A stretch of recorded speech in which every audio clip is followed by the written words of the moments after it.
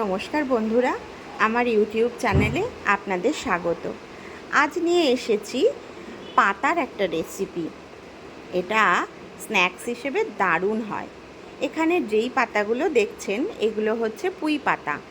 পুঁই গাছের এই বড় বড় পাতাগুলো দিয়ে নানা রকমের রেসিপি করা যায়। আমি এক এক করে সব রেসিপি আপনাদের সামনে তুলে ধরার চেষ্টা করব। পাতাগুলো ভালো করে ধুয়ে আমি এখানটায় বড় বড় করে একটু কেটে নিচ্ছি, শাকের মতন। খুব বেশি মিহি করার দরকার নেই, মোটামুটি একটু চপ করে নিলেই হবে। এবার পাতাগুলোকে একটা পাত্রের মধ্যে তুলে নিচ্ছি। এরপর এর মধ্যে আমি এক এক করে ইনগ্রেডিয়েন্টস অ্যাড করব। এটা আমি কি তৈরি করছি সেটাই আপনাদের এখন বলছি। আমি চটপট একটা নিরামিষ পকোড়া তৈরি করব।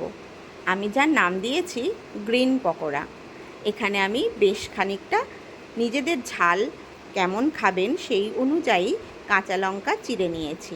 চপড করে আমি কাঁচা লঙ্কাগুলো অ্যাড করলাম। আপনারা এর মধ্যে পেঁয়াজ কুচি, ধনেপাতা কুচি দিতে পারেন। আমি আজকে সম্পূর্ণ নিরামিষভাবে করছি। আন্দাজ মতন দিয়ে দিয়েছি নুন এবং হলুদ, আর দিয়ে দিয়েছি একটু লাল লঙ্কা গুঁড়ো। এবার মেন জিনিসটা এর মধ্যে অ্যাড করব, সেটা হচ্ছে চালের গুঁড়ো। আমি শুধুমাত্রই চালের গুঁড়ো দিয়েছি, কিন্তু চালের গুঁড়ো আর বেসন দুটো মিক্স করে দিলেও ভীষণ ভালো হয়। এবার একদমই জল না দিয়ে আমি পুরো পাতাগুলোকে ওই চালের গুঁড়োর সাথে মেখে রাখবো। 10 মিনিট রেখে দিলেই পাতাগুলো থেকে জল বেরিয়ে একদম কাদা কাদা হয়ে এই রকম টেক্সচার হয়ে যাবে। একটা প্যান বসিয়েছি এবং প্যানের ওপর দিয়ে দিয়েছি সর্ষের তেল। প্যান গরম হচ্ছে, তেলও গরম হচ্ছে। বেশ তেল থেকে একটা ধোঁয়া বেরোলেই আমি আমার পছন্দ মতন শেপ অনুযায়ী পকোড়াগুলোকে ভেজে নেব। খুব সিম্পল একটা রেসিপি, কিন্তু দুর্দান্ত মুখরোচক এবং ক্রিস্পি একটা স্ন্যাক্স আইটেম।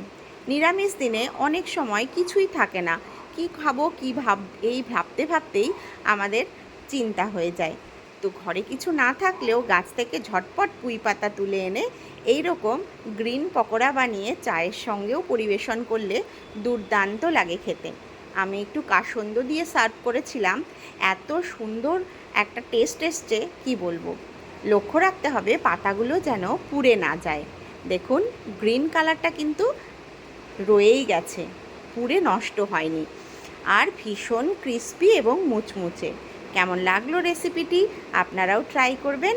ভালো থাকবেন, আনন্দে থাকবেন।